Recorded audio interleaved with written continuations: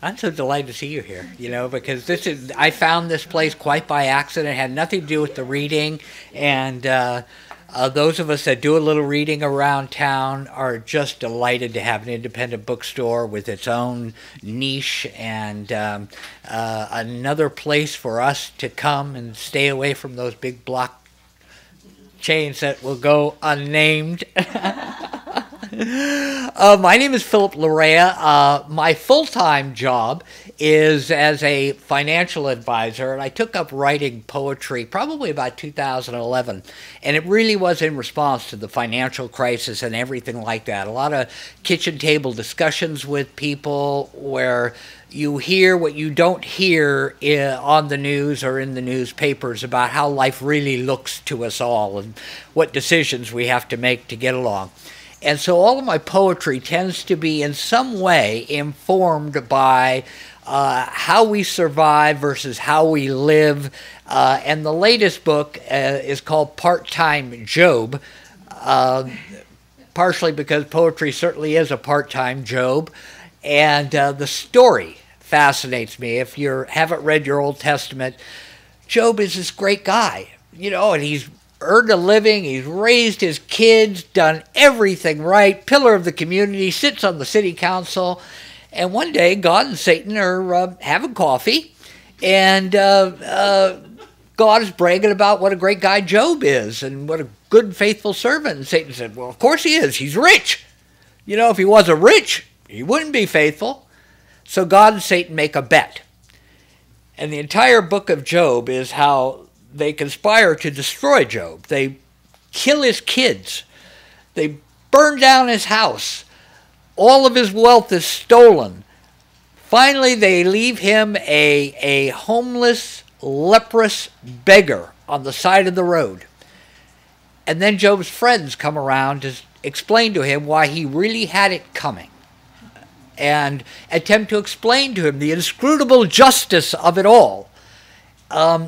And that story fascinates me in our present times, that maybe there really isn't any great design, any great master plan. Maybe it's just a bet.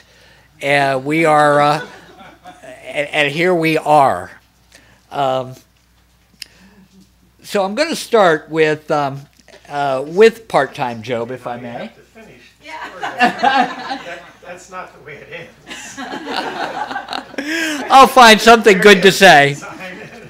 I should add, to prepare your ears, I'm not a full-time Job, and so I can never resist sneaking in all of the fun of it all. I'm really just a part-time Job, so one is not to take what I say entirely seriously. Part-Time Job opens with an epigram from the book of Job, and it's not by any means the most famous one, but I think it says volumes. And the Lord said unto Satan, Whence comest thou? Then Satan answered the Lord, From going to and fro in the earth, and walking up and down in it.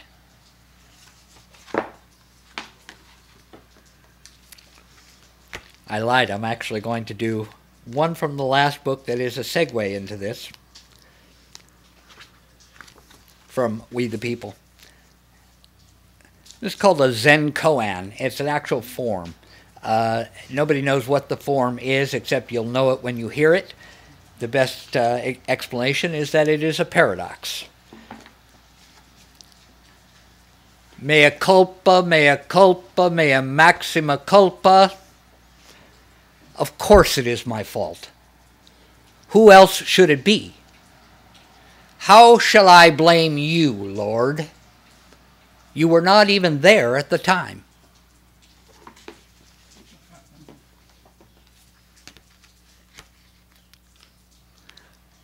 Part-Time Job opens with a poem called Sunday for the Masses.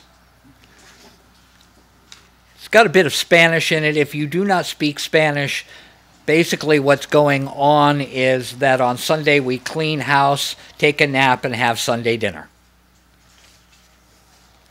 Sunday for the Masses.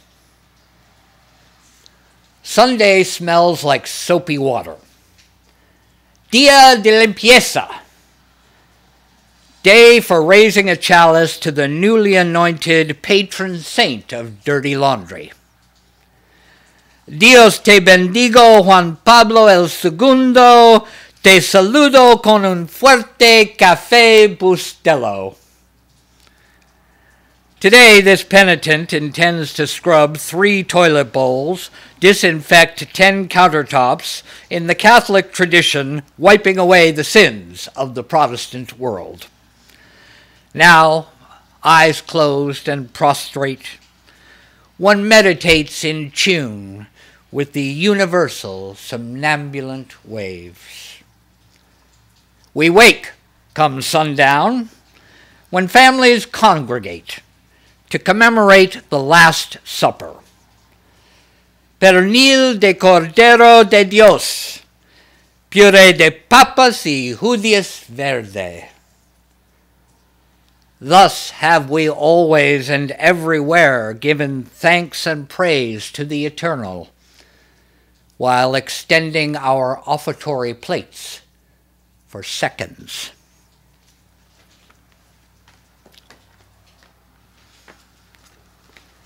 I'm going to jump back to We the People, which is my first book from Cold River Press.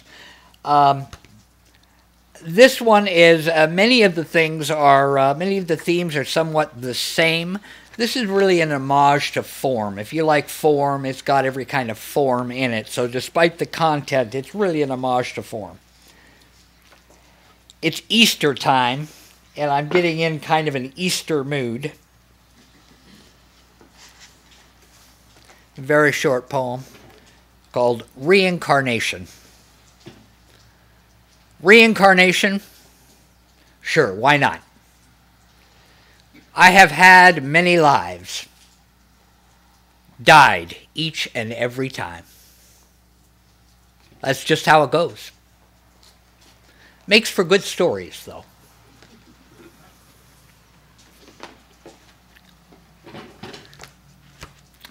I'm going to read a poem for the young people in the room, and I wrote this for my son.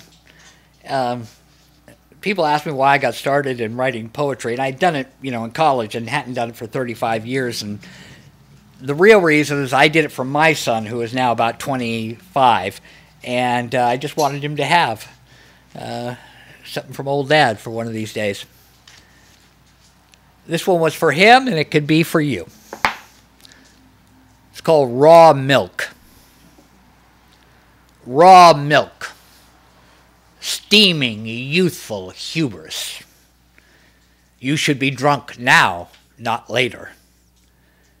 They say that you are not yet safe, that your processing is not complete, that you must be pasteurized, cleansed of your current impurities.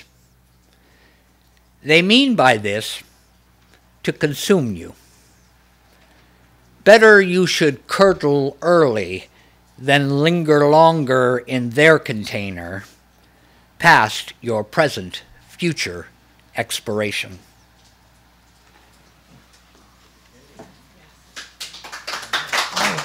Thank you. There's a poem that is just so relevant today that I have to read it. I read it fairly often. President Xi is in town the president of China is in town with Trump for a summit. They're talking about trade and trade wars, and they're talking about North Korea, who has a penchant to lob bombs whenever there's a visit. At the same time, we've got this whole business going on between Trump and Putin and what they're doing about Syria and who's going to bomb who and who's going to do what. And so there's a poem called War for the Wednesday Night Time Slot. It was written several years ago. It's actually a sonnet, but here goes. War for the Wednesday Night Time Slot. Gin up a war I can watch on TV. Chinese trade skirmishes just don't grab me. Got all the Mickey Mouse ears I'll ever need. North Korean nukes? Reason to fear 'em. But what bully bombs a boy named Kim? Islamists have been an old reliable. We dare not make Syria excitable. Imams bob across the stage like bullseyes you find at all carny shooting galleries. Gun barrels are always slightly crooked there, so we don't get our man or the stuffed bear. Amuse me, generals. Begging you, please. I'll squeeze you in between karaoke and ersatz reality on TV.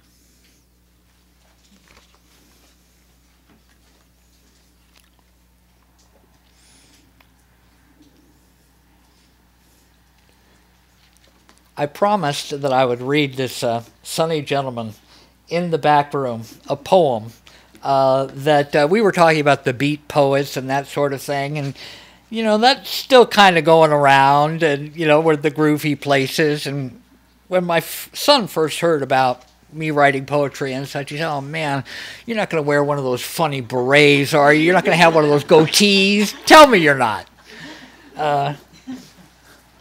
But those exist, and when I got started, that's where you went.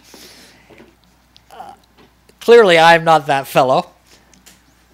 And so this poem is called Imposters. This bearded beat peered at me dubiously through the prohibition basement speakeasy peephole. I slid my bona fides through. I wore my funky duck-flapped knit cap with strings I bought to hide my full head of hair. Ditched my crimson class tie in the Lex. He kept looking me down, then up, puffy eyes flicking back and forth. This ain't gonna fly, I thought. Like that instant in an arm wrestle when you know you're bound to lose. Then he caught the smoke in my hand. Maybe my cherry deflected off his bald dome. Hell, come on in, kid. One or two of your kind won't kill us, I guess. Dying breed anyhow. Can't stomach the bourbon or silver spoon reflections anymore. All smoke and mirrors, baby. Mostly smoke.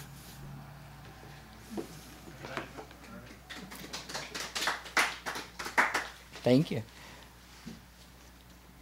This is one of my favorite poems. Not anybody else's favorite poem, but it's one of mine. Anybody a T.S. Eliot fan? Yes. Then T.S. Eliot wrote The Waste Land. And what he wanted to do was, through allusion, capture every single important piece of Western literature. And so there were allusions upon allusions in it. And I thought, I'm a great admirer of Eliot, and I thought if I was going to write a poem about him, I would attempt to do the same. So those of you who are Eliot fans, dig deep. You'll hear it all.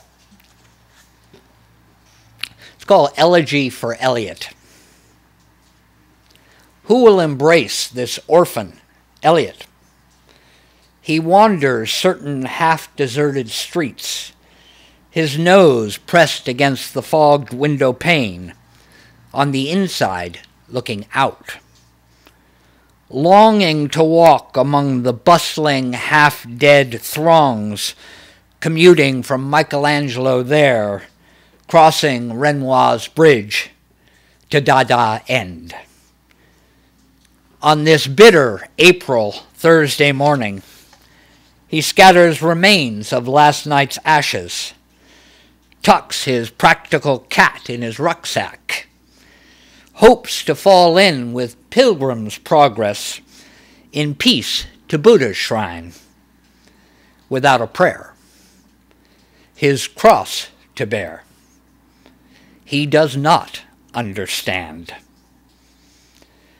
Doubting Thomas shakes frost off his shoulders, wishing to crawl back into the Blessed Mother Mary's virgin womb, but she, who comforts each to each, will not comfort him. He grows old, cast to the side of the road, hollowed out by every pound of flesh exacted by critics' ragged claws which damn him with faint praise, assent with a leer. Rebaptized in the water faith, he dies, gasping the last air not yet consumed by fire. A bit of earth marks his passing this way, with all that there really is left to say. T.S. Eliot begins and ends. Here, like a struck match, he begins again.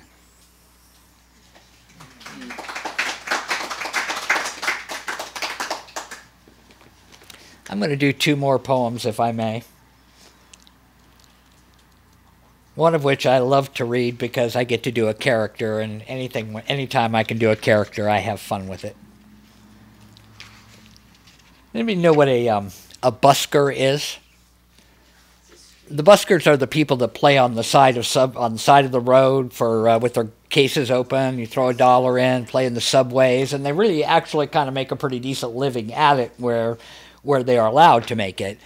And has anybody heard of blue laws? Anybody been in a part of the country where there are blue laws? Yes, yes, yes.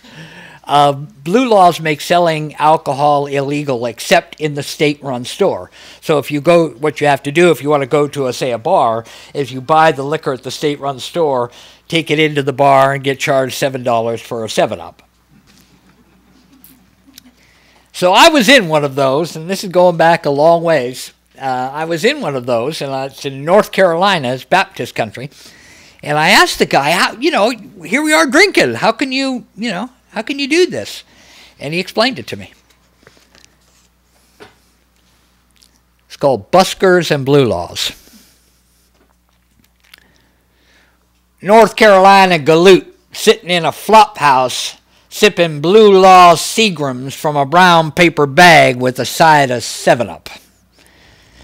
He had a face like a pine cone for every smoke he ever toked in some 40-odd years, earning a little scratch, doing this and that, mostly outdoors.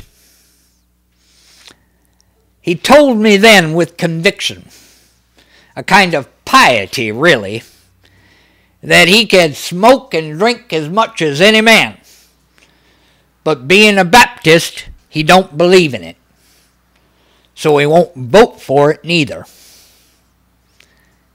30 years on and odd, I'm wandering Santa Fe way with that old codger's logic still stuck in my craw. I come across a busker trio outside of Smith's Food and Drugs. Feller with his guitar got a full-figured, well-worn case wide open for any to stop by, maybe drop a dime. Pretty little fiddle stroking the bow keeps her snaps closed. Got a banjo man, too, but he don't pay no never mind to city folk just passing through. Now me, I got no taste for Kentucky bluegrass. Ain't gonna catch me steppin' no Tennessee waltz. But I laid $1 down just the way the lady likes it. A vote, I suppose, 'cause I reckon I believe in it.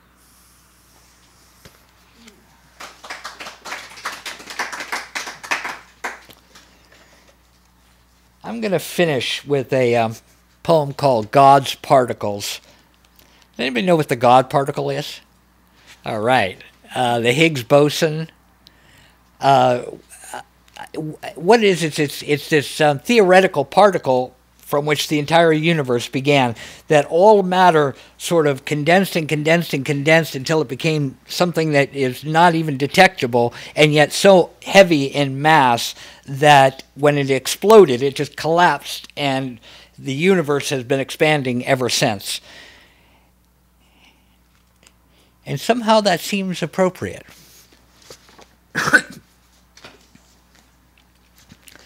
God's particles. Particles do not know their part. How mass becomes critical with velocity. How attractive black holes can be. Bit players do not need to think.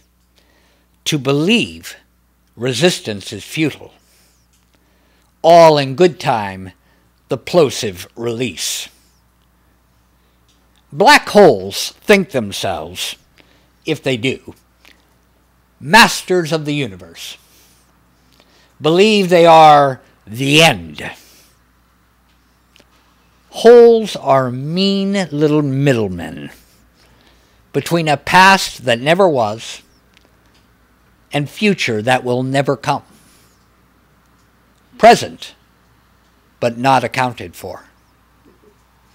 Thank you very much. I look forward to all of your open mics now. You'll be famous on TV, and books for sale over here, part of our anthologies, my new books. Take them to Lene, support your local bookstores, and thank you for your attention. Thank you. And who's first on the list there? Sandy Wasserman. Okay. Get up with my new hip. Okay. Okay, let me scooch around here. Scooch around, scooch around, scooch around. Okay. I wasn't going to do a war poem, but you opened the door.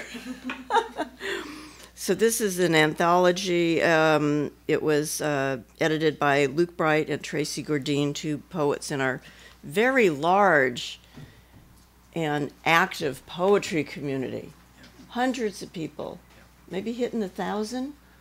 I wouldn't be surprised if we really took names and counted people. It's huge, and it's wonderful, and it's such a kind community to be part of. So you're in the Sacramento area? Yeah, it's called, you could do sacramentopoetrycenter.org, and they have a calendar with, they have something happening like every day Wow. and every night, and it's crazy. You can't do it. Like tonight, there's a poetry reading at the Poetry Center, and we were just talking about it. Anyway, so like I said, you open the door. Wait till these folks. Let everybody get seated. Okay. You go ahead and sit in that seat. It's okay. I was sitting there. If you want to sit in another seat, it's okay. And there's more chairs up here. I'll just sit there when I'm done. Did you want to come in the front? But don't go in front of the camera. Nice shot. You look very colorful there. Oh, okay. Oh, yeah. It just... Okay, anyway, like I said, you opened the door for a war poem. I wrote this a long time ago, and people always say, what war was it? And I don't know. It's just there's always a war. Signs. Oh, I forgot. That's okay. Okay. All right. Signs. Flying north over the causeway, a single Canada goose is pressing into a south wind. As I bend down over my sunny 6 a.m. porch to pick up the paper, I see the face of a captured female soldier. Her eyes are terrified, and so are mine. It's a gray day over silver rice fields. Today, the photo is of a tank. It is in a red veil of dust. Furrows align, one after another, order with reason. The president has said it may be longer than originally thought on the fertile soil. That's my war poem. That's all I'm reading. Yeah, it's on the reading there. Okay. And then just like 2 more. I mean, it's open mic. Yeah. Is that good? Okay. So this is when you do a poetry reading, they always ask you to do a bio, and I never know what to say. So the title of this poem is about that. This is the title. You asked me to write a bio to go with the announcement for my reading, and I say, come see my poet words. They are the bio that I cannot write. I cannot tell you who I am because I do not know. My poet words will show you if you look. I am in all the white pages of letters strung together, like the beads I wore before I knew anything. If you look, you will see the paintings I did not paint, and you will hear the songs I did not sing. You will see me in the language that was given to me by teachers who had bigger plans for me than I had for myself. But even this language that I use is not mine. What is it then that I can tell you? You will have to read the words inside each page. That is the place where I dance with these bones.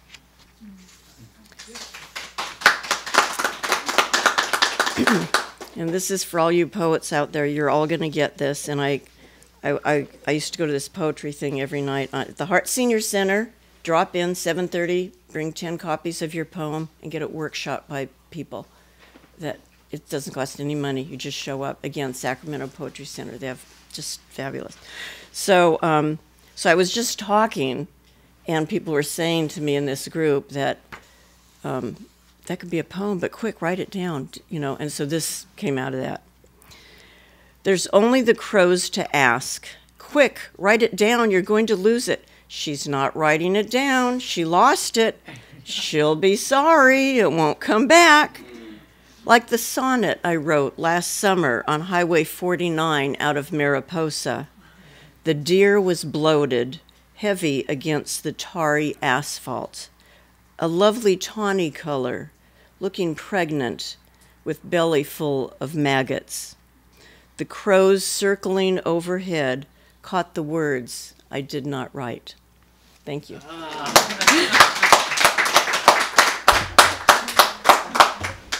Am I in charge of the open mic? I can do this. I have practice. Over there, so you're in charge. I believe Mr. Eller is next, is that right? Yes, all right. Woo. The sunny fellow. Tom.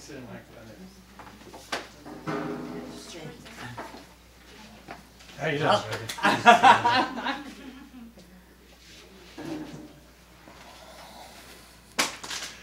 I don't know where the bio information supposedly came from, but if you're supposed to tell where your interest in poetry began, the poem I'm about to read to you was inspired by Mrs. Swan, my 6th grade English teacher.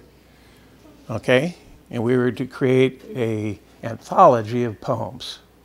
So I will refer to your book. Is it in there? I believe it is. Page 96. It's written by anonymous. We didn't know who wrote it, Philip, so that you know what that means. Okay. I am a little Hindu, and where my shirt and pants don't meet, I make a little skin do. Thank you.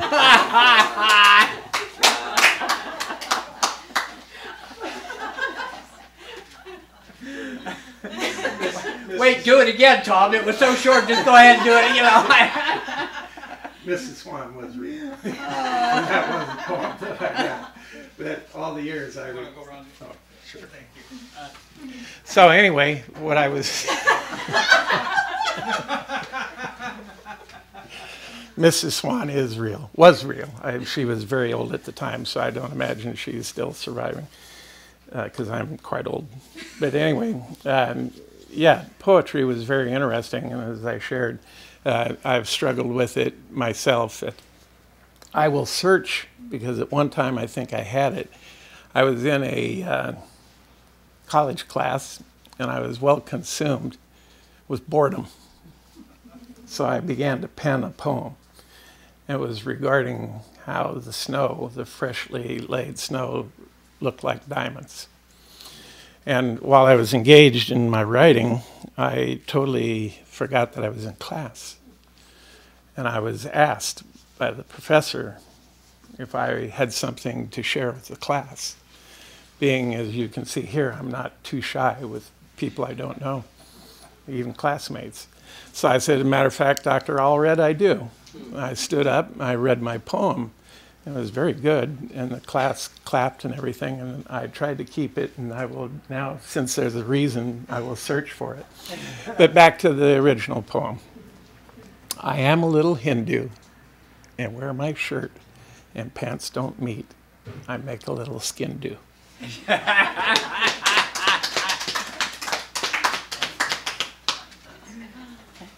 True story. In an open mics, when I first started going, I started going to the open mics. Oh, could you go by the microphone? Thank you. When I first started going to the poetry thing, it was really as a hobby. I would go for the open mic, and I always thought everybody went on too long, and so I invented this little form that was very short, and it got to be my thing called the tricube, and it was 27 syllables, slightly longer than a haiku, not quite a rinku. And they all knew I was going to do that, and I was always like the one that went, oh, thank God. So Logan, welcome up. Logan Swain? Swing. Hang on, Logan, just a second. Let's get this get set, Logan, just a second. All right, just a second. There we go. Yeah, this is my first time reading my poems in front of anybody that isn't my classmates. This isn't from a book. I just typed these, so I'm like a little nervous because everybody's been doing it from a book. So I started getting into poetry when I was learning about poetic devices with my 6th grade teacher. We were doing all of this poetry stuff, and I was like, maybe I could make some poems myself. So I went on to Google Docs and started typing, and soon later I was known as the poet of the classroom. These are some of my best poems that I've written. The first one is off of a religion we were learning about in humanities called Taoism. In the desert of time, the dry sands bear a tree of ruin. The bark is war, and the twigs are famine, the leaves of death, and the trunk of crisis. The roots are suffering at its peak. However, the seeds we do not speak.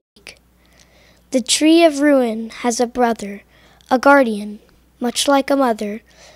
Its bark is beauty and twigs of plenty, leaves of life and trunk of peace. The two brothers' twigs are tangled at an ending standstill. And the things that affect who dominates are right outside your windowsill. Nice deeds strengthen the tree of life, bad deeds affect the dead. The things that affect neither are the thoughts within your head. The battle will create and destroy and keep the cycle going. And all you can do is know when they grew, and knowledge will come to you flowing. The power from the two brothers that balance is nothing special at all. Just do your best to stay with the rest, to keep rolling that celestial ball. For life is limited and death is forever, there is no reason to be scared. For if you worry, don't make yourself quarry, you're not the first one who cared.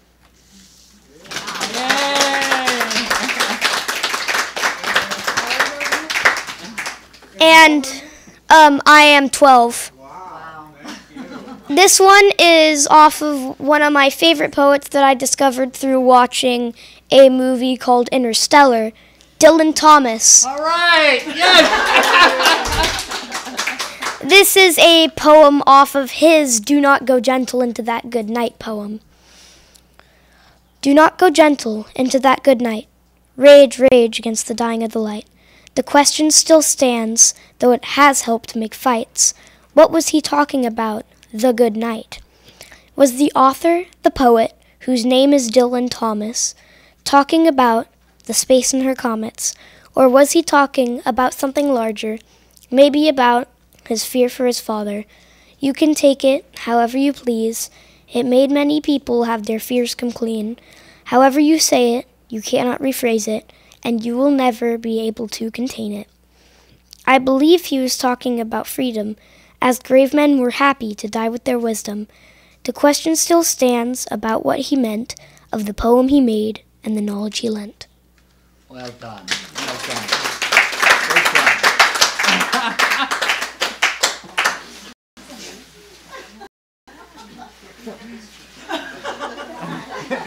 Wow.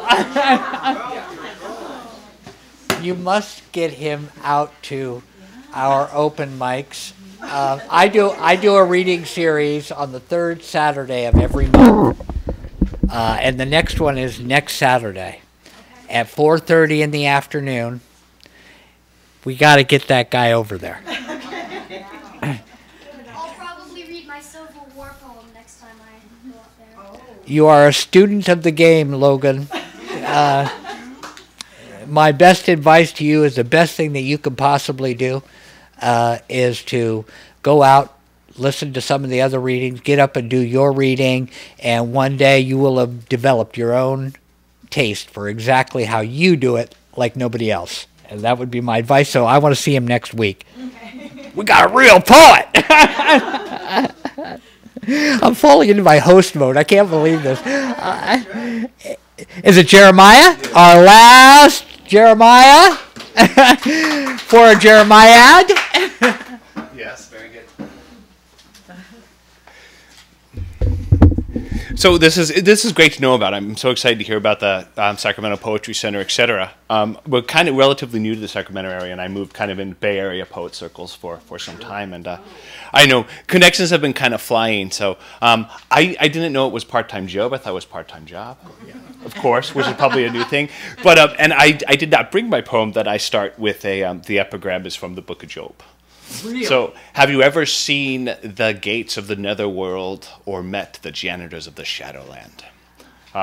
It's great. I mean, but Job is awesome. I mean, these long poetic discourses about the very nature of suffering, etc. I appreciate the T.S. Eliot actually wrote my theology thesis on 4 quartets. So that was So you got the last good stuff. about the smoke and fire and air. Yeah, that was good, right? So I got a couple poems here. The first one is inspired by actually Philip Levine's What Work Is. The epigram's from a Woody Guthrie song. Some work.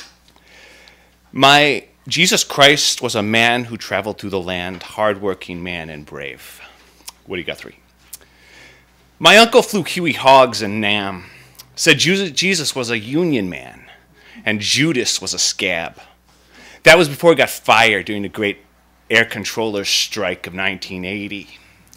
And there was other work I heard about. Arms burned by radiation at the Black Mesa coal mine, wire welding slurry pipes that scurry suspended across the high desert floor. The panel fire caused by a short on Circuit 36 in a federal building on 15th Street.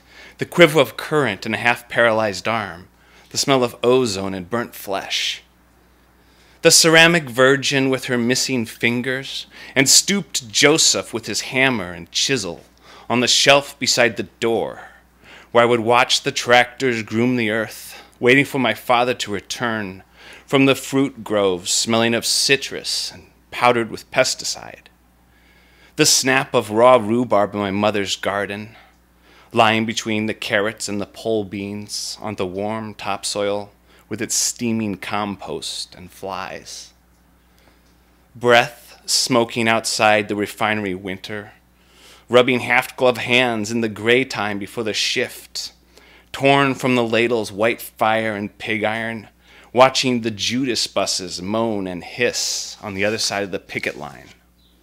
And there's the quarry, 10 hectares of sweat, sulfur, and shovel smoke, withdrawn granite, then the sand, then the water, deep, still, miasmic, where I would go liberated from light to explore the corners of your mouth.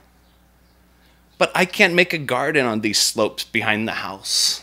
No garden, no roses, no love or betrayal.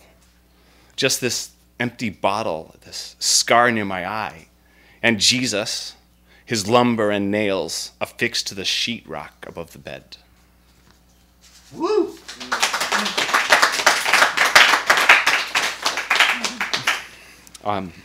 This poem's called Duck.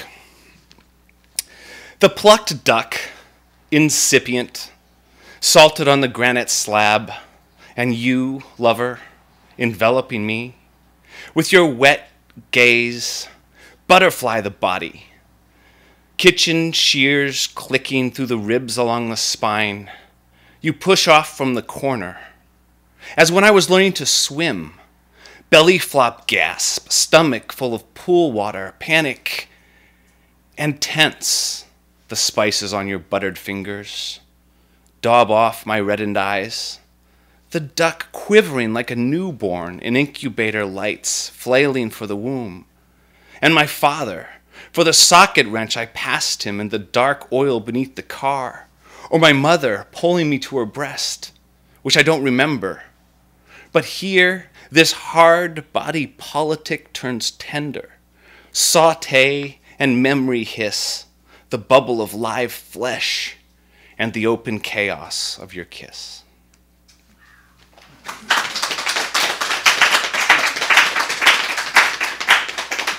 This last one's much lighter, love poem. It's inspired by Frank O'Hara's Having a Coke with You. Meeting you in Florence. The problem with the Italian artists is that they only knew Italian women, because you look so beautiful in that red blouse that I think the sky is brighter because you're in it. And I know that the cheap flowers on the table are prettier than ever because they're reflected in your eyes, which are like warm whispers that I can't understand because they're so soft. But I like them anyway. And the way the crease appears in the middle of your forehead, like a vein in a slab of marble when you gently chide me. But what's best is when your laugh breaks open like the flowers and drips down the walls like the condensation on my glass of iced tea.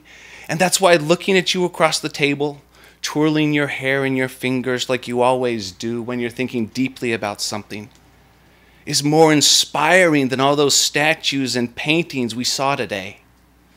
Except for maybe that Madonna by Fra Angelico, whose face was so inviting that I wanted to step into the plaster and kneel before her with the others. And except for the sunset here, because it gets so pink, you can stare right at it. And it's so beautiful even if you're alone. But that's okay, because you haven't seen it yet, which means we can see it together on the bridge in a little while and lean against each other as if we have to, or else we'll fall down.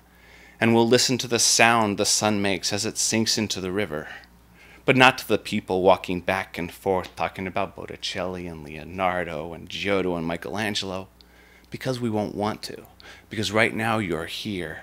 And your train doesn't leave until 10. Woohoo! Thanks. Yeah, you gotta come out. I will. I'm excited about this. That is when you said here we are in Poetry World, and when you said Frank O'Hara, but it wasn't Frank O'Hara, it was Franco Harris. Wasn't it? No, Frank O'Hara. It was Frank O'Hara. I thought you were referring to that Steelers commercial with the Coke. Oh, no, yeah, but that was just so much fun. I have always had a problem with Philip Levine. You know, he's the working man's poet. My specific problem with him, along with Philip Larkin, is that they screw up my Google search. Well, I always fall behind them on the name, and I hate it. You should check out his work, by the way. If people that think they don't like poetry will love Philip Levine's poetry. He's the working man's poet. They call him a Detroit guy, just a working guy. And one of my favorites is Love and Other Small Disasters. I am playing host, and this gives me the chance to thank both Lene and Patrick for everything that you've done, and thank you all for being out here today. And did we leave anybody out with the open mic that got inspired and said, I've got one in my pocket? Come on up, yeah. Jenna is the next generation of bookstore owner. Okay, so I was thinking about doing this, and I wasn't gonna, but I guess I am now. Am I doing it right? All right. Don't film this, Elise. All right, fine. Okay, so I don't exactly have a poem. It's more of a song, but it's not a song. It's more of a poem. So this is by this rapper called Watsky, whatever, and it's called Tiny Glowing Screens Part 2. I'm not going to read Part 1 or Part 3. I just like Part 2. So yeah, I didn't come prepared. If I mess up, laugh at me. There's 7,046,000,000 people on the planet, and most of us have the audacity to think we matter. Hey, you hear the one about the comedian who croaked? Someone stabbed him in the heart, just a little poke, but he keeled over because he went into battle wearing chainmail made of jokes. Hey, you hear the one about the screenwriter who passed away? He's giving elevator pitches and the elevator got stuck halfway. He ended up eating smushed sandwiches they shoved through a crack in the door, repeating the same screenplay idea about talking dogs till his last day. Hey, you hear the one about the fisherman in the past? He didn't jump off that ledge, he just stepped out into the air and pulled the ground up towards him really fast, like he was pitching a line but fishing for concrete. The earth is a drum, and he's hitting it on beat. The reason there's smog in Los Angeles is if we could see the stars, if we could see the context of the universe in which we exist, and we could see how small each one of us is against the vastness of what we don't know, no one would ever audition for a McDonald's commercial again. And then where would we be? No frozen dinners and no TV? And is that a world we want to text in? The people are hunched over in Boston. They're starting app stores and screen printing companies in San Francisco. They're grinning in Los Angeles like they've got fish hooks in the corners of their mouths. But don't paint me like the good guy, because every time I write, I get to choose the angle you view me in and select the nicest light. You wouldn't respect me if you heard the typewriter chatter tapping through my mind at night. The same stupid tape of old sitcom dialogue, filed carefully on rice paper. My heart is a colored pencil, but my brain is an eraser. I don't want a real boy. I want to trace him from a catalog. Truth be told, I'm unlikely to hold you down, because my soul is a crowded subway train, and people keep deciding to get on the next one that rolls through town. I'm joining false movement in San Francisco. I'm frowned and hunched over in Boston. I'm smiling in Los Angeles like I've got fish hooks in the corners of my mouth. And I'm celebrating on weekends because there are 47 million people on the planet, and I have the audacity to think I matter. I know it's a lie, but I prefer it to the alternative because I got a tourniquet tied to my elbow. I've got a blunt wrap filled with compliments and I'm burning it. You say go to sleep, but I've been bouncing off my bedroom walls since I was hecka small. We're every age at once and tucked inside ourselves like Russian nesting dolls. My mother is an 8-year-old girl. My grandson is a 74-year-old retiree. His kidney just failed. And that's the glue between me and you. That's the screws and nails. We live in a house made of each other, and if that sounds strange, that's because it is. Someone please freeze time so I can run around turning everyone's pockets inside out. Wow! Okay, that's that. Oh, get some water. Go, Jenna. I guess we don't have to worry about the upcoming generation that's going. Wow. My son has a poem in there. He talks about everybody loving Ronald McDonald and not thinking that he's just a guy with an unfortunate job. That was brilliant. I would love to be the ambassador with Sandy, wherever she's still there. There she is. Please, with all new faces here, please go out to SacramentoPoetryCenter.org. You'll find a calendar of stuff. We're on 25th and R. The parking is still free over there. And man, we would love to hear your work. And once you're in, kind of like me, once you're in, it's like you can't stop doing it, and to see these people with such talent. And we, by the way, Sacramento Poetry Center just sponsored a high school contest, cash prize winners published. They will be published in an anthology, so get your chops together. SacramentoPoetryCenter.org. Come out next weekend and bring your poems with the open mic, 4:30. It's on the calendar. Again, thank you, Lene. Thank you, Patrick. Buy books and albums, and happy to sign them. Thank you very much. Real quick, thanks for everyone that's coming out. And just to let you know, we're live streaming this all over the world, and we'll have it available no later than tomorrow on YouTube. And the way that you get to it is you just go to the bluMoon's Facebook, and we'll have a link there. So just follow the link, and it'll start tomorrow. But you guys are incredible. That was my daughter right there. I tell you. I got it. All right. Let's hear it for poetry. All right, thank you.